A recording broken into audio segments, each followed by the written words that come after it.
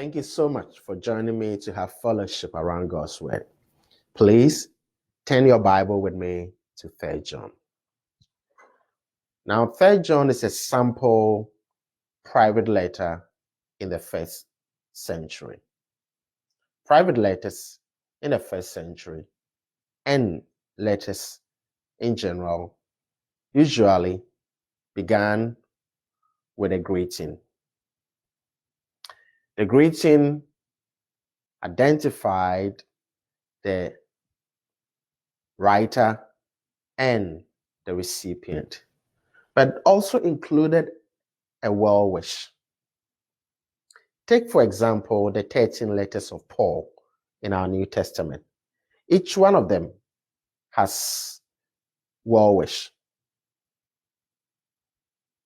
Paul will usually say something like grace and peace, or grace, mercy, and peace, without fail, in all the 13 Pauline letters. Our text, 3 John, and we're considering verses 1 to 8.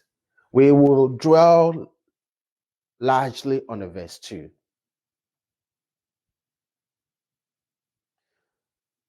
The writer, the elder, as he's identified here, is known to us as John, the writer of the Gospel of John, who is also known to us as the beloved disciple. So now let's read verse 1. The elder unto the well-beloved Gaius, whom I love in the truth. So the recipient of the letter is Gaius. But John, you will observe that he just doesn't identify him as Gaius. He says the well-beloved Gaius. Now, when he says the well-beloved Gaius, what comes to mind? It's simply saying that Gaius was known that way. That was the way Gaius was known. He was known the well-beloved Gaius. For some reason, which we will find out in our message, that Gaius had done something, and that thing had endeared him to all. So all who knew him referred to him not simply as Gaius, but as the well-beloved Gaius. And the word well-beloved or beloved in verse 2, it is translated the same word as beloved. In fact, it is also translated beloved in verse 5. Now, it is a term of endearment, like you would say sweetheart or darling. Now, Gaius is referred to as the well-beloved Gaius. It's a term of endearment that everybody referred to Gaius that way. And John says, whom I love in the truth. So already we know where John stands as far as his affection for Gaius is concerned. He, together with others, love Gaius, no doubt. And then he personally expresses his love here too for Gaius, whom I love in the truth, in the sphere of truth. That is what it means, the Christian context. Now, it says, beloved, and this is John's well wish, if you like, or his prayer. The word translated wish here may as well be translated pray. In fact, that's what some English translations have it. I pray, which is correct. The KJV says, I wish.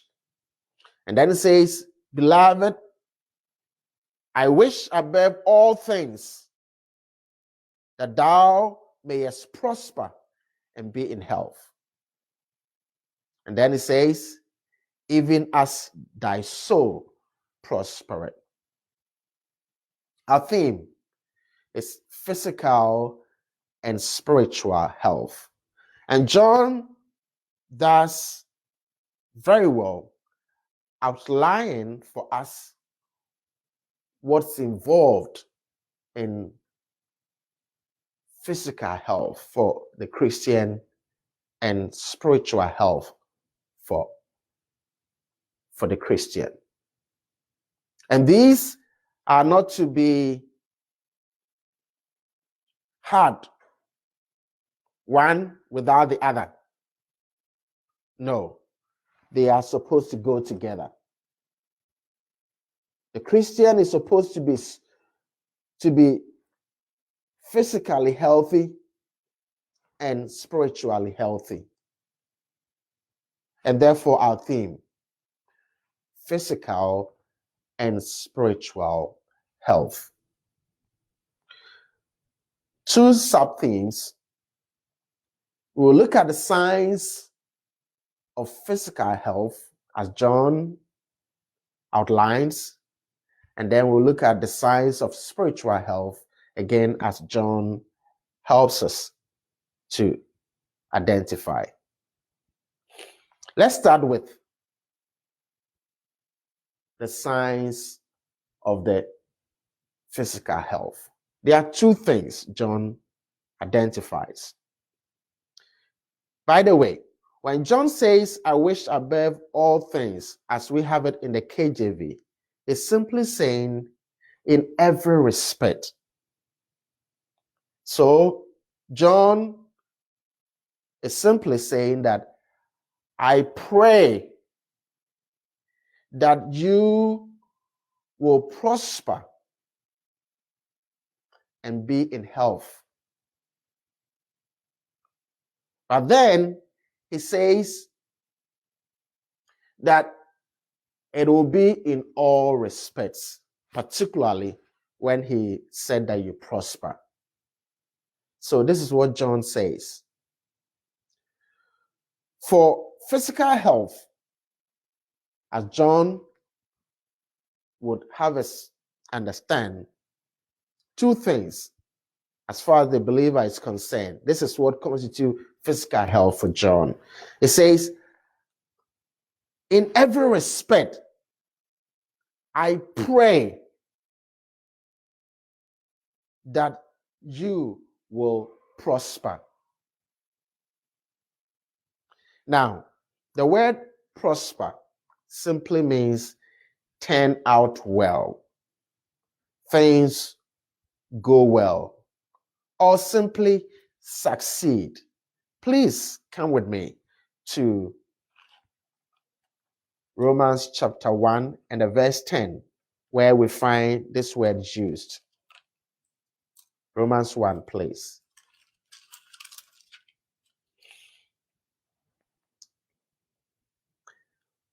Making requests, if by any means now at length I might have a prosperous journey by the will of God to come unto you. So Paul rather is hoping that his plans and his journey to go to Rome will turn out well. He will succeed in this endeavor. Now we come to 1 Corinthians chapter 16 and verse 2. We have this word also used there. 1 Corinthians 16 and verse 2. Upon the first day of the week, let every one of you lay by him in store as God hath prospered him, that there be no gatherings when I come. That's the same word. So the basic meaning that the word gives us is to succeed. So one sign of physical health, as far as the believer is concerned, as John prays for the well-beloved Gaius, is this: that Gaius, in all respects, in every respect, in all things, Gaius will succeed. So the first point, to succeed in all things. A sign of physical health for the believer. This is the content of John's prayer or well wish for Gaius. And he says that you will, in every respect, in all respects, you will succeed.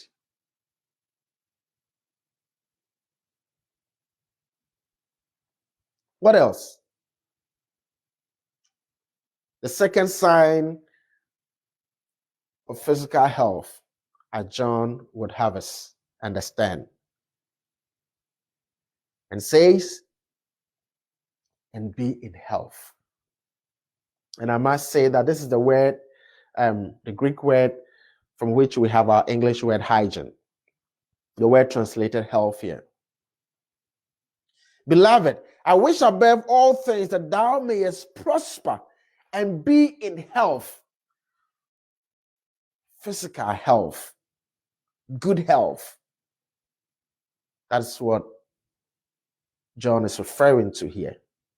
So the second thing, the second sign of physical health or being healthy physically, as far as the believer is concerned, is when a person is in good health,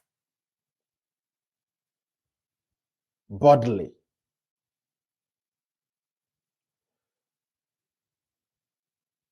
good health, physical health. So, men and women, this is John's prayer for this man, Gaius, the well-beloved. John says, in all respects, in all things, I pray that you will succeed in all things. And then also, you will enjoy good health. Now, John could make this prayer on behalf of Gaius because of what is said next in the verse. And so that leads us to the second sub-theme, which is spiritual health. Remember, we just considered what's involved in physical health. Now we are considering what's involved in spiritual health, which is the basis for which John could make that prayer for the physical health. So he says, beloved, I wish above all things that thou mayest prosper and be in health. And then he says, even as just, that's the idea, as thy soul prospereth. Now, John here is kind of making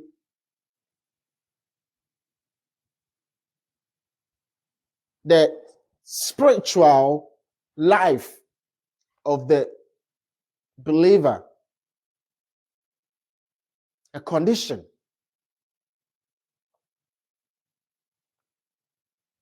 for this prayer. Because he said that just as. So, in other words, wouldn't have the need to pray the first half. That is the physical health that he prayed for. He would probably not have the need to pray if this were not true. But because this was true, this was the condition, this was the basis, this gave him the reason to make that request on behalf of Gaius. He says, even as thy soul prospereth. Now, what you can see is a contrast. When John was talking about the physical health, he was asking for something. But when he speaks to spiritual health, he was acknowledging something that was already the case in the beloved Gaius. He says, even as thy soul prospered. So Gaius was doing well spiritually.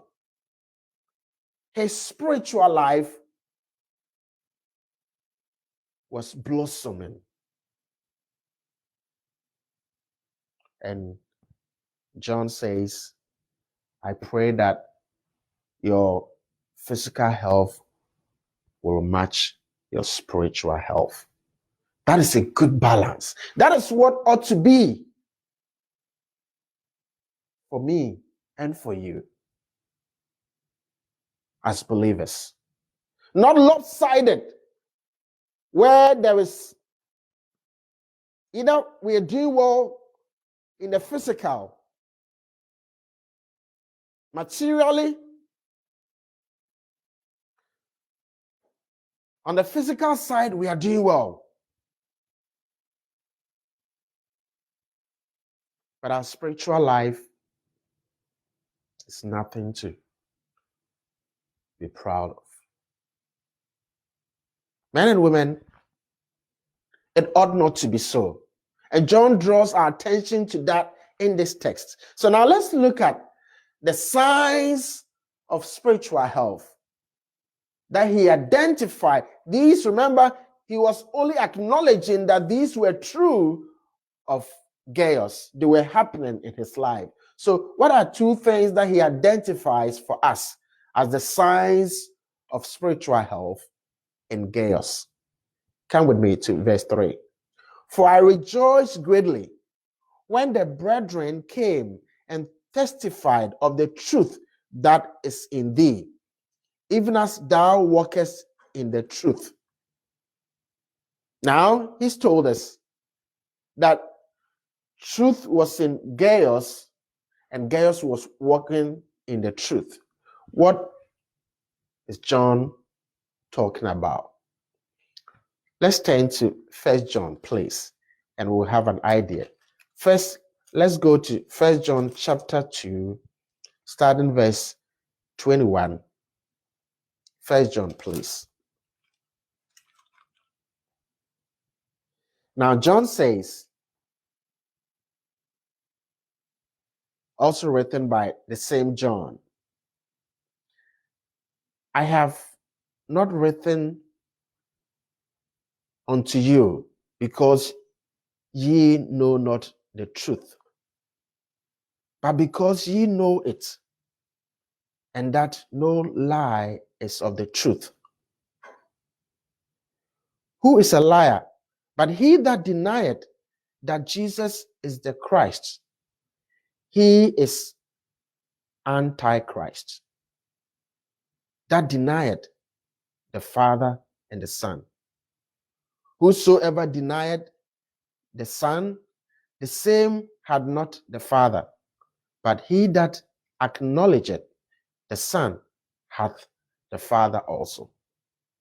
So John makes truth synonymous with correct teaching, correct doctrine. And in this case, the correct teaching about Jesus Christ. So when he says that Gaius, the people that came to John testified of the truth that was in Gaius. It was in respect of what Gaius holding to the correct teachings of the Christian faith. Believing the right teachings. What his faith dependent on. And then John says that you are also walking in the truth. What does it mean? Now, the word walk is used in a metaphorical sense, meaning that it is not walking as an action, movement forward, but as in the sense of conduct, behavior. So please turn your Bible with me again to 1 John, and we'll go to chapter 1 and the verse 6. Now look at what John says. If we say that we have fellowship with him and walk in darkness, we lie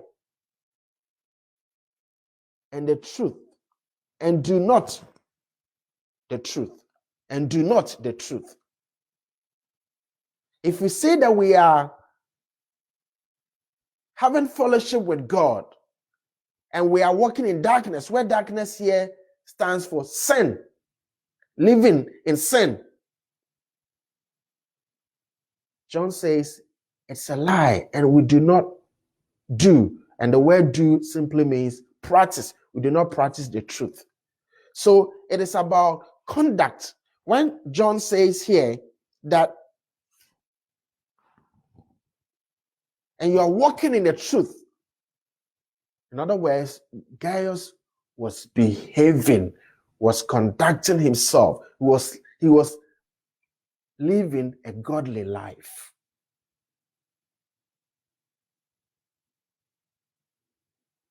So he was believing the correct teachings of the Christian faith, and he was also behaving himself as a Christian should carry himself or herself about. Correct conduct. Not just believing the correct teachings, but it's also what? Behaving himself appropriately as a believer. Correct conduct, godly conduct.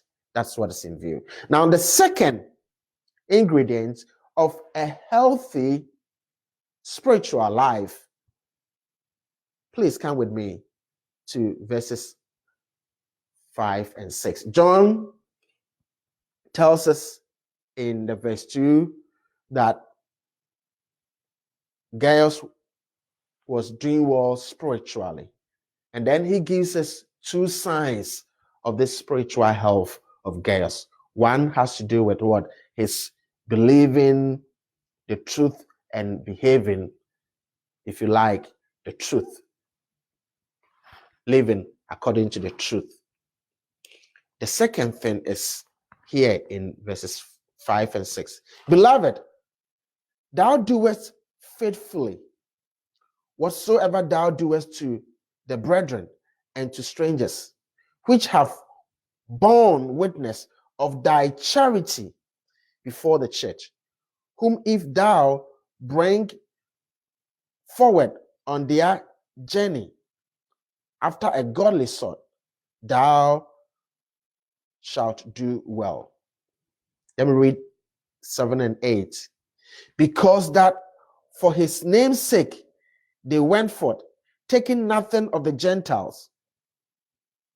We therefore ought to receive such, that we might be fellow helpers to the truth. Now, there were people, Christian workers, missionaries, vocational Christian workers, who went out to propagate the gospel, to preach the gospel. As they went, they refused to solicit help from unsaved people. How were they to survive? How were they to fend for themselves? Gaius, the well-beloved, this man stepped forward and provided for them, these people. And John says something that is striking if you take into account. He says, verse 5, beloved, thou doest faithfully whatsoever thou doest to the brethren and to strangers. What? He knew the people from nowhere. All he knew was that these were people who believed as he did. They were believers in Christ. And they were preaching the message of Christ, the gospel of Jesus Christ. That was the common denominator. And this man would provide for them. So the second sign of a spiritual health John gives us is hospitality. The first is godly living. That's the first one. And 2, hospitality. Men and women, signs of spiritual health. Are these true of me? Are these true of you? Check your life. Signs of spiritual health. Are you believing the correct doctrines of Christ? And are you behaving them? Are you living out your faith? The Christian faith, are you living it out?